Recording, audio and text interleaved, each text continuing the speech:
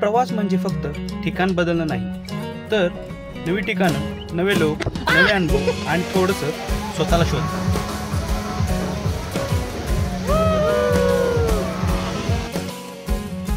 कधी काळजीत हरवलेलं, कधी रसगुल्ल्याच्या गोडीत घडलेलं, कधी ट्रॅमच्या रुळावरून हळूहळू चालणार, कधी गर्दीत धावणार. कोलकाता हे शहर नाही, हे एक कवितेसारखं स्वप्न आहे. चला या स्वप्नात एकत्र हरवूया. आजपासून सुरू होतोय एक नवा प्रवास. बॅग भरले, आता फक्त रस्ता हाक मारतोय. चला तर मग निघूया भारत बघायला, थोडंसं शोधायला आणि भरभरून जगायला. प्रवासात खिडकीतून बाहेरचं दृश्य पाहताना असं वाटतं आपण आपली गोष्ट लिहायला निघालो. मुंबई अजून काही तासांवर आहे. तिथून थेट आपण विमान पकडून पोहोचणार आहोत कोलकात्याला. एक नवीन शहर, एक नवीन अनुभव.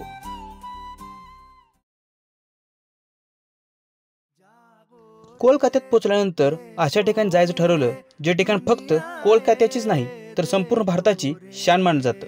ते म्हणजे व्हिक्टोरिया मेमोरियल.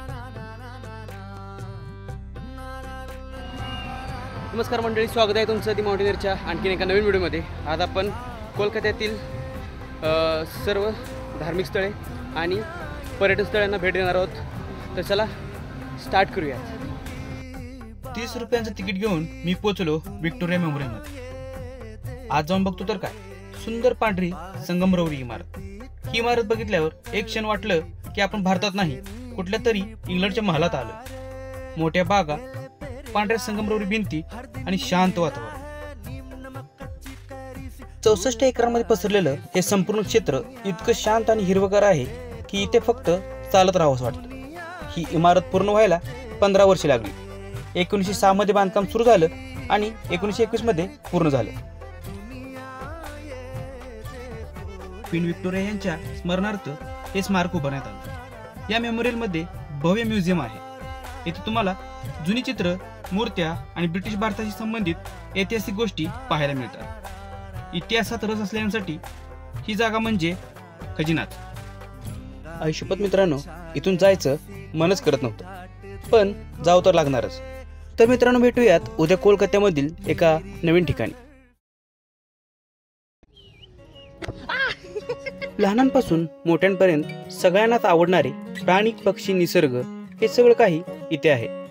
आपण आलोय भारतातील सर्वात जुन्या प्राणी संग्रहालयात, म्हणजेच कोलकातामधील अलिपोर झू. व्हिक्टोरिया मेमोरियल पासून अगदी थोड्याच अंतरावर असलेले अलिपोर झू हे सगळ्यात पुरातन प्राणी संग्रहालयापैकी एक आहे. 1876 ला हे उघडलं गेलं आणि अजूनही तितकंच आकर्षक आहे. इथे तुम्हाला सापडतील बेंगाल टायगर, माकडे आणि वेगवेगळ्या प्रकारचे पक्षी.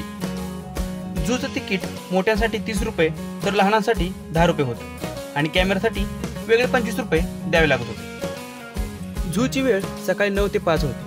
आम्हाला ती माहीत नसल्यामुळे जास्त वेळ फिरता आलो नाही, पण जेवढं फिरलो तेवढ्यात खूप आनंद मिळाला. हा आनंद मनात ठेवून आम्ही निघालो पुढच्या ठिकाणी. कधी कधी काही जागा फक्त ठिकाण नसतात, त्या असतात अनुभव. कोलकात्याच्या गंगेच्या किनारी एक शांत पण दिव्य जागा आहे, दक्षिणेश्वर कालीघाट मंदिर. इथे पावली पावली जाणवतं आपण कोणत्या तरी मोठ्या शक्तीपुढे उभे आहोत. कोलकात्याच्या उत्तर भागात हुगळी नदीच्या काठावर वसलेलं हे मंदिर इसवी सन 1855 मध्ये राणी रासमणी यांच्या संकल्पनेतून बांधलं गेलं. हे मंदिर माँ भद्रकाली म्हणजेच काली देवीला समर्पित आहे. मंदिरात फोटो किंवा व्हिडिओ घेण्यास मनाई आहे, पण बाहेरील सौंदर्य आणि वातावरण पुरेसं आहे मंदिराची दिव्यता अनुभवायला. बाहेरून जरी पाहिलं तरी दक्षिणेश्वर मंदिर हे एक आध्यात्मिक व ऊर्जेने भरलेलं स्थळ आहे, जिथं मन थांबतं आणि आत्मा काही क्षण तिथंच विसावतो. मंदिराच्या परिसरात 12 शिव मंदिर, एक राधाकृष्ण मंदिर आणि एक विस्तीर्ण बाग आहे, जिथं भक्त काही क्षण शांततेत घालवू शकतात.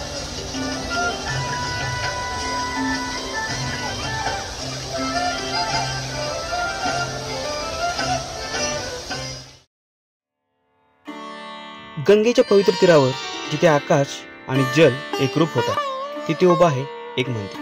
केवळ देवतेचं नव्हे तर विचाराचं हे आहे बेलूर मठ. कोलकात्याच्या बाग बाजार, बाबूघाट किंवा दक्षिणेश्वर या फेरी स्टेशनवरून आपणास फेरीतून बेलूर मठाकडे जाता येते. फेरी सेवा दर 15 ते 30 मिनिटांनी उपलब्ध आहे. प्रवास साधारण 30 ते 40 मिनिटांचा आणि तिकीट अवघे 10 ते 15 रुपये. मित्रांनो, जसजशी फेरी मंदिराच्या दिशेने जाते तसतशी मनात एक वेगळंच समाधान निर्माण होते. बेलूर मठ म्हणजे रामकृष्ण मिशनचं मुख्यालय. याची स्थापना 1897 साली स्वामी विवेकानंद यांच्या नेतृत्वाखाली झाली. इथे केवळ भक्ती नाही, इथे आहे मानवतेची साधना आणि जाणीव. इथे गेल्यानंतर आपण पाहू शकतो मुख्य मंदिर, ज्यामध्ये रामकृष्ण परमहंस यांचे समाधीस्थळ आहे. त्यांच्या शेजारीच आहे स्वामी विवेकानंद यांचं समाधीस्थळ आणि स्वामी विवेकानंदांच्या मातेसमान असणाऱ्या शारदादेवी यांचं मंदिर. गंगेच्या शांत लाटा सोडून जात असताना आपण मागे सोडतो गर्दी, गोंगाट व गोंधळ आणि घेऊन जातो एक गोष्ट, ती म्हणजे शांतता. मनोरंजन म्हणजे फक्त खेळ नाही, तो एक प्रवास आहे, बालपणापासून तारुण्यापर्यंतच्या आठवणींचा. आणि असाच एक प्रवास आपल्याला घेऊन जातो निको पार्क, ज्याला डिझनीलँड ऑफ वेस्ट बेंगॉल म्हणतात. नमस्कार मंडळी, स्वागत आहे तुमचं दी माउंटेनियरच्या आणखीन एका नवीन व्हिडिओमध्ये. आज आपण भेट देणार आहोत कोलकात्यातील निको पार्कला. तर चला स्टार्ट करूयात सफर.